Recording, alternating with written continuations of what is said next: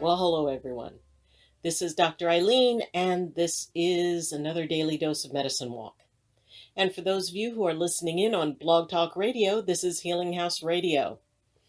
So I hope everyone's doing well. And this is just a tremendously busy time, which in part I wanted to share that I'm going to be away for a couple of weeks with I'm going out of town for a wedding and to spend time with family. So I won't be back for for a couple of weeks, and then when I get back, I'll be broadcasting again. Even though I will be quarantining myself to make sure that I did not bring home any little gift that keeps on giving. So it is exciting for me to be able to, go and see family who I haven't seen in a really, really long time, and to be able to kind of, relax and, set things to on idle for a while. And, yes, I'm going to miss Sam and Luna, and I have a friend who will be taking care of them. So it's important for us to all get away every once in a while. And especially, even though now it's sort of being able to get away versus encountering, opportunities to be affected by COVID-19. And I made the choice to go and participate in the wedding and be there for someone who is so tremendously dear to me. I mean, even beyond being related by blood. And so I made the choice, yeah, I want to go. And that goes into the topic for today, which is an empath standing their ground. It can be rough when people are telling you that something is a bad idea. And I have, friends and people who are close to me who are not thrilled with the fact that I'm going. And it's very well meaning. I want to acknowledge that. And I appreciate their concern for me. And I need to be able to do what I need to do and to have my choices respected. And that's important because we should be respected. I don't ask anybody or expect anyone to automatically agree with my choices. And for those who, disagree, okay, I can resonate with that. Nobody has to agree with me. I do expect them to respect my decisions that as a grown adult I'm going to make. And that can be hard for people to set aside what they feel is important to respect the wishes of another. That is especially impactful of empaths. And if you're empathic and you've got somebody saying, no, I don't want you to do this, and da da da da, and all of the reasons why you shouldn't do it, yeah, we need to consider, okay, are those reasons valid? Have I considered them? Which I have, and I will be as safe as I possibly can be. And I will make sure of that. And are there any guarantees? No, just as there are no guarantees by my staying here. The question becomes, am I okay with having somebody irritated at me? Am I okay with having someone who is attempting, either consciously or subconsciously, to project their fear onto me to change my choices? And I have been doing this for a long time, and as a conscious empath, I accept and I can feel when somebody is trying to push their will onto me. And like I said, it's very well meaning, and it's not okay. I have every right to make my choices. And as an empath, we can be more easily influenced. And it's important for us to be able to stand our ground and to say, no, this is my choice. This is what I want to do. This is how I'm going to handle this situation. And while I understand your concern, please accept that I have made my choice and I don't want to hear about it anymore. And and especially when people know you're empathic. Most of the people who I deal with, most of my friends, I was outed as an empath a long time ago. So they know that I'm sensitive to their emotions. They also know that if I so choose, I can shut down a conversation. And I choose not to. I don't. As I've said before, empaths can transmit.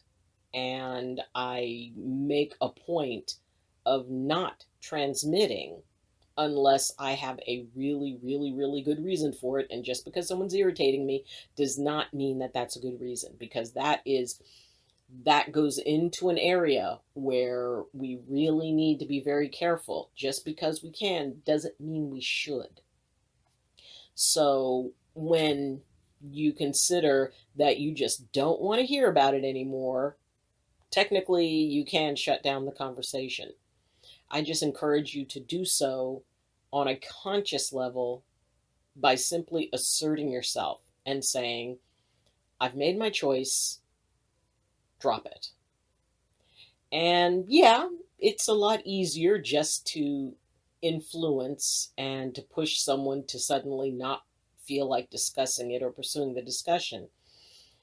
It's more honest to just flat out say, no, I don't want to talk about this anymore. The discussion's over. And what that does is it allows us to practice stepping into our own authority and standing in our own authority. Because that is one of the most crucial things for an empath to be able to do, is to stand in their own authority, to not lose their autonomy just because their empathy is influencing them to respond or to comply. Our empathy wants to be empathic. Our empathy wants that connection. So if we can override what that means, if we can override that instinct to stay in our conscious mind. Sam, what you doing? Hey, Sam. Oh, he's doing something. So if we can override the instinct to make someone else happy, then what we can do is be able to be empowered. And that's really my goal in all of this, is that empaths can feel empowered, because we are. We are able to stand our ground just as well as anybody else does. It's just that when we forget that we have choice, we forget that we have options, we forget that we don't have to respond from our empathic nature, then what we can do is be able to say no and have no be a complete answer. No, thank you is a polite, complete answer. And we don't have to explain. I've had several different approaches. One is like, well, and they want to get all logical. And it's like, well, what about this? What about this? What about this? No, I don't want to talk about it anymore. I have considered everything, and I'm going, so this conversation is done. And it can be very difficult for people to have a line drawn with them, to set a boundary. Because, see, this is also about setting boundaries. This is also about deciding that your no is sufficient, that no means no.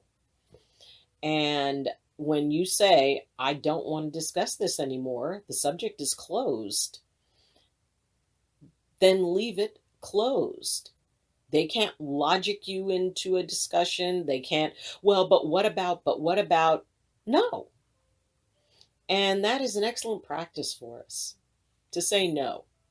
Every once in a while, take it for a test drive, because using the phrase no or no thank you can be very enlightening. It can make you feel good. It can allow you to go, wow, I do get to determine my own choices. I don't have to put someone else's happiness above my own unless I choose to. I mean, we all go into those places where it's like maybe you go somewhere that you don't necessarily want to go, but you go there because, you would like to help out somebody and help them feel better. As long as that's the exception and not the rule, it is vital that we be able to stand in our power. Because when we can be able to manage our empathy to the point where it is not managing us, our relationships improve.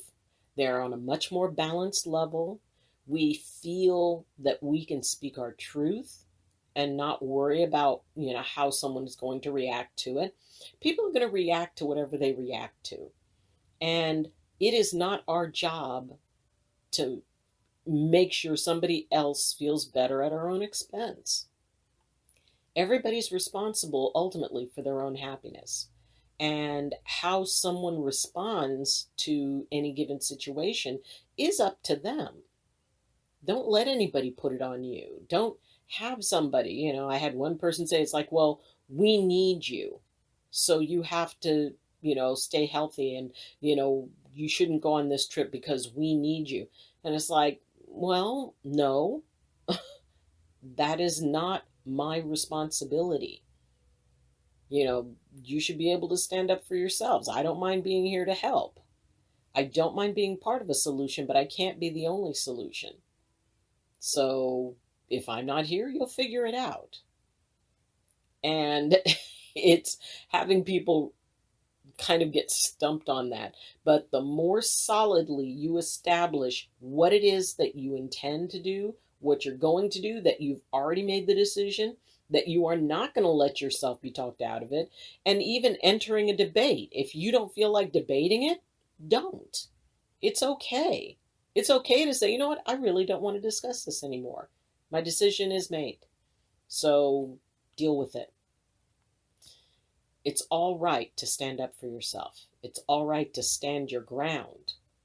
And it's always kind of a fluid thing to figure out where that line is that you want to say, you know what, we're done. We're done talking about it.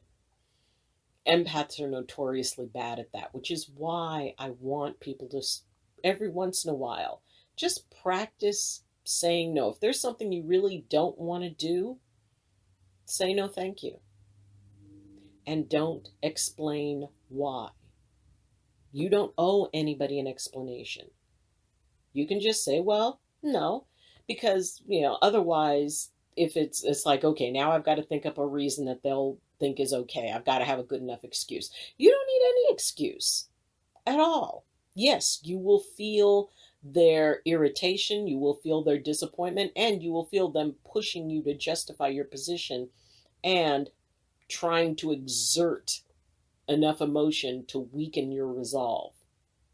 That is an interesting thing to study, because once you identify that that's what they're doing, you go, oh, that's what they're doing. Okay, I get it. I get it. So it's important for you to be able to have that skill. You don't always have to use it, but when you do need to use it, it's good to have. So I wish everybody a wonderful experience in standing their ground, in practicing that. Practicing no.